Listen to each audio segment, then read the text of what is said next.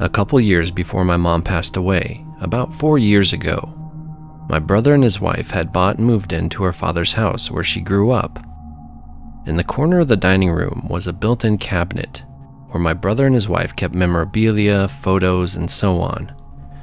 My maternal grandmother had always told us how her sister had taken her senior yearbook, insisting it was hers, and how she hadn't seen it in decades, in part because her sister lived states away, and my grandmother isn't much of a traveler. How her brother-in-law had thrown out all her sister's belongings after she passed away many years ago, etc. Around Christmas time, after my mom's passing, my brother called me. He had been upstairs at his house and came down to the living room just off of the dining room to find his son on the couch, looking through a very old yearbook.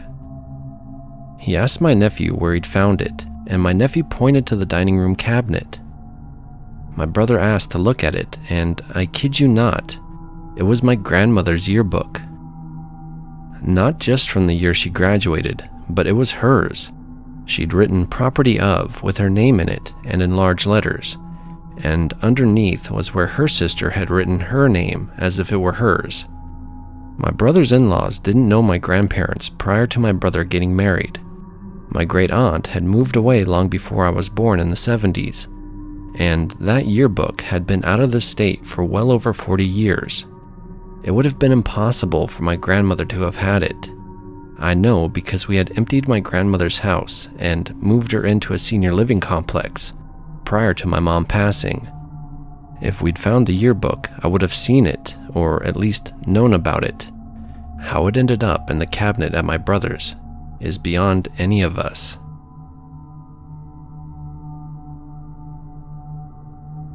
When I was in 6th grade, I almost never did my homework, so this one evening I was particularly proud of myself for completing all my assignments. I put them away and into my backpack, actually looking forward to school the next day because I wouldn't have to come up with yet another excuse for not having done what I was supposed to do. The next day in my first class, I went to pull out my assignment, but it wasn't there. I panicked and looked through the rest of my backpack. Not one assignment from any class was in there. I couldn't understand what had happened to them. Maybe my brothers played a prank and took them? But that wasn't the case. What really drove the oddity of this day was everyone talking about the fight that had happened the day before. I remember asking my friend what had happened, and she gave me this weird look like I was crazy. She said, "What do you mean? You were standing right here when it happened. We watched the whole thing." I had no memory of this whatsoever. Turns out, I had no memory of anything that had happened the day before. Not at school, not at home. I had lost an entire day. I did turn in all my assignments the day after I'd completed them. It had just been the day before, and I apparently hadn't done any of the new homework. It's a fairly benign story, but that was 31 years ago. And to this day, I still have no idea what had happened the day before, and no clue why I lost the whole day. It still bothers me.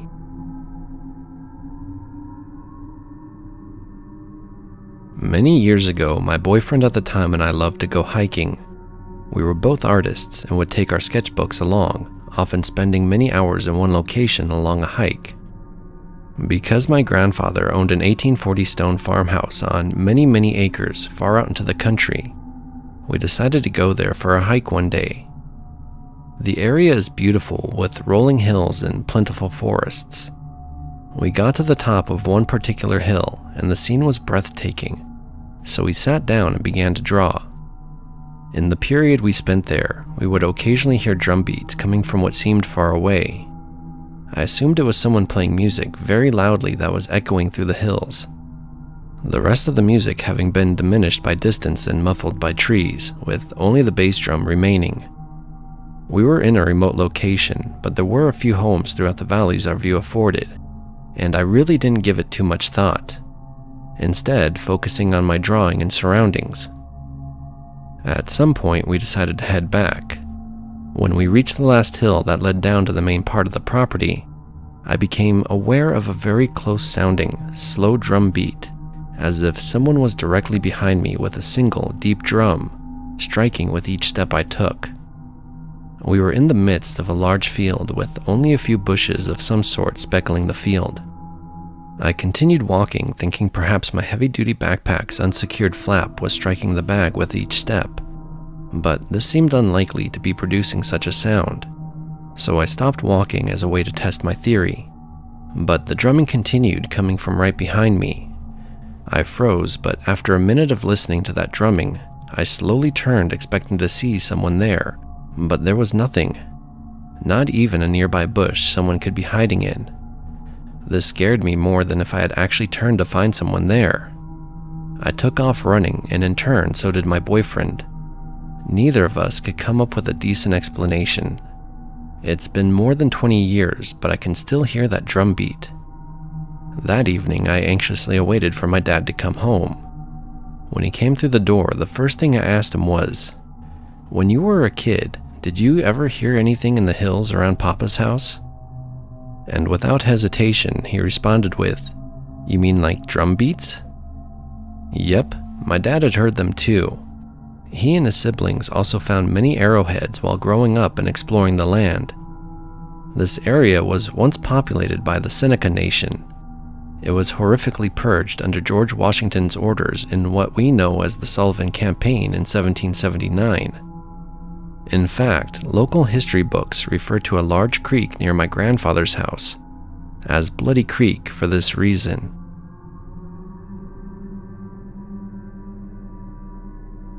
I'm from the northeast of England, in the UK, Tyne and Wear. I moved into my home the first week of September this year, 2020.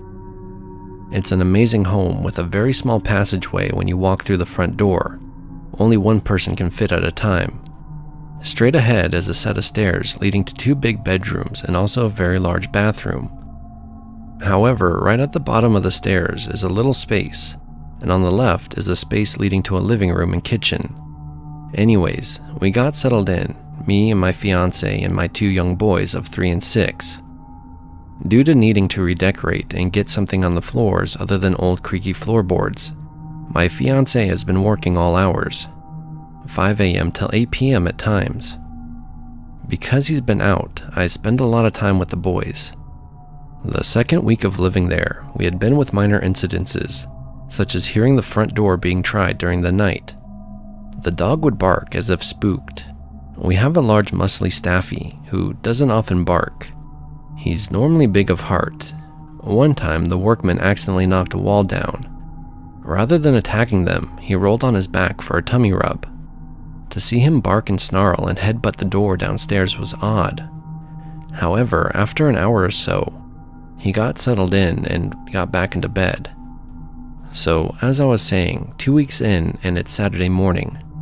The boys are watching TV in the bedroom. I'm sitting listening to scary stories on YouTube. When my eldest boy Luke comes in, "Mammy, when did Daddy come home and how did he teleport so fast?" I was taken aback. "Daddy's at work," I explained. I then asked, "Did you see Daddy?" He said he hadn't seen Daddy, but that Daddy had asked in his ear, "What are you doing? You know this isn't your bedroom." He said he then heard a woman he didn't recognize saying, "Leave the boys alone." He said he only saw a shadow. Freaked out, I immediately let the dog upstairs, telling them not to worry if anyone was in the house. The dog would let us know. I didn't at all expect my dog to sit on my bed, all his hair standing up and growling. After around 5 minutes, he plodded off back downstairs to lie on the sofa. The boys were so freaked out, I let them continue their movie in my room with me. I messaged my partner and he came back home and searched the full house. There was not a soul in sight. So another week passes and nothing. Then the boys were playing hide and seek on a Sunday afternoon. It's not unusual for them to play while we have a film afternoon, as we don't have much time to ourselves. We were sitting in the room and our youngest son Jay runs in.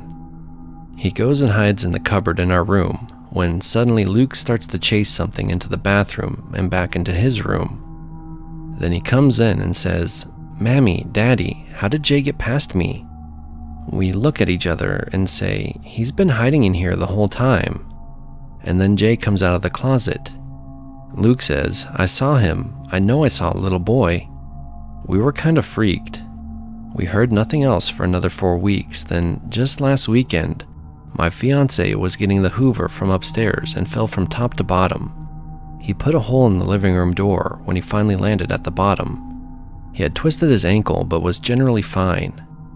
The same day, my uncle comes in to use the toilet, and he also falls down the stairs, swearing he was pushed and he fractured his wrist.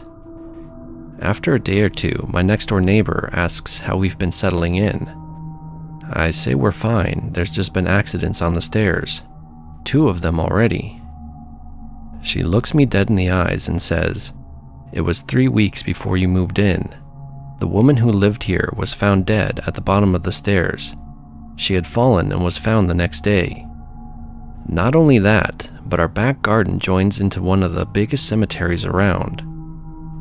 I'll keep you updated as what goes on. As of now, we've got the boys 2 kittens to keep them company and make them feel safer.